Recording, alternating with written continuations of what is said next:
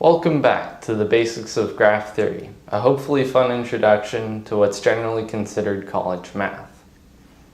If you missed the last episode, I would recommend checking that out as we'll be building on the concepts introduced there. Done? Good, because today we'll be exploring paths, proofs, and special graphs called trees. Not the kind that grow out of the ground and do photosynthesis or whatever, but the ones that look more like this, the kind you will hopefully be somewhat interested in by the end of this video. So, what are trees? Well, first we need to start with the idea of paths and more specifically cycles. In the last video, I touched a bit on the idea of a path with the 7 bridges problem, but I didn't really explain it.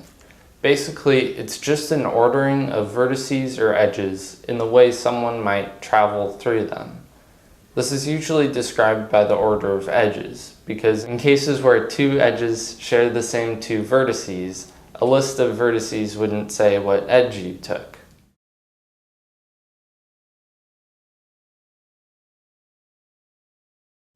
A cycle is a specific type of path that ends at the same vertex it started without repeating any vertices or edges in the middle.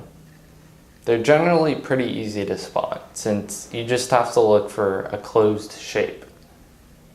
Now, there are other uses for cycles, but the reason we're talking about them today is because special graphs called trees are defined by the fact they contain no cycles. Trees are cool because they have lots of special properties and applications to the real world. Here's one question you can answer by using what we call a minimum spanning tree. You're designing a watering system to water 3 separate points. To do this, you need to start with a graph that shows all possible links between locations and their lengths. It still doesn't matter how the graph is drawn, we just have to show the distance of an edge numerically. I'll demonstrate the rest on the whiteboard. Okay, so the purpose of this is to connect all 4 points, your water source and the 3 different things you're watering, using the least amount of material. So that's why the order of the edges matters in terms of their length. What we've done here is ordered them by length least to greatest, and what we're going to do is go through them and draw them on this graph, but only if drawing them wouldn't create a cycle with the other edges we've drawn before it. So starting with 1, that's our smallest edge. We're going to draw that on there. The next one is 1.2. If we draw this won't create a cycle, so that's fine.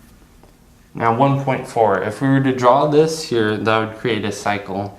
So what we do is we just skip that and keep going. We end up with 1.6 here, and then both 1.8 and 2.4 would create a cycle if we drew them. So we're gonna just end it there. So now what we're left with is what you call a minimum spanning tree.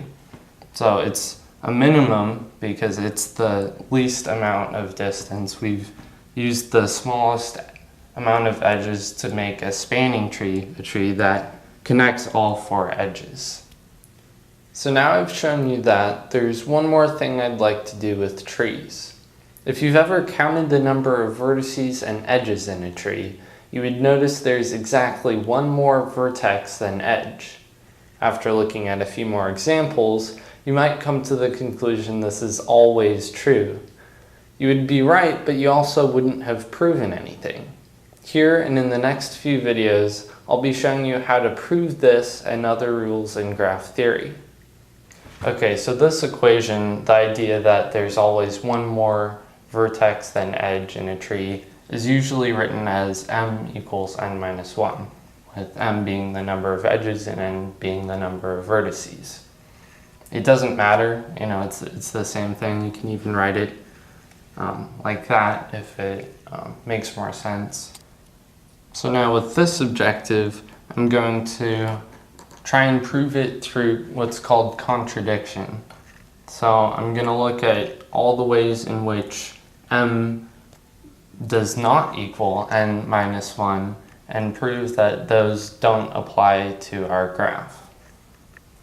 So ways that couldn't apply. Well, just looking at modifying what we have now, let's see if we can add or subtract any edges or vertices. Well, if we were to add an edge, there's a few ways we can do it. We can just try and throw one on at the end. That actually doesn't work because the definition of an edge is that it connects to vertices, and we don't have another vertex to connect it to out there. So, well, let's try connecting a vertex to another vertex. So there, we add in an edge. But wait, right here, now we have a cycle. So the problem with that is that we define this as being a connected tree, and all trees cannot have cycles. So that doesn't apply to any of our graphs. And we also run into the same problem trying to connect points from two different rows. We still create a cycle and it won't work. So we've tried adding edges. Let's see if subtracting an edge would work. Well, if we take this out here, we're left with a vertex on its own. Now I said earlier a connected graph, and why that matters is because if it's not connected, we could just add on vertices and that would mess up the equation. But since it's connected and it's one graph, this isn't allowed. So now we've done basically everything you can do with edges. Let's see what we can do with vertices. So trying to add a vertex, well, that's the same as taking away an edge. We'll be left over with a lone vertex and it won't be a connected graph anymore. And then if we try and take away a vertex, we're left with an edge going into the middle of nowhere, and that doesn't apply either. So we've basically tried anything we can do with this graph. There's no way we can change it without altering the definition of the graph. So with this, we can infer that there is always one edge above each vertex, and with that we've proved m equals n minus 1 for all connected trees. So let's recap the video. Paths are a list of edges going through a graph. Cycles are paths that form closed shapes. Trees are graphs without cycles. A minimum spanning tree shows you the best way to water your gigantic yard, and we can prove n equals m minus 1 by showing all counterexamples don't apply. Thank you for watching and have a nice day.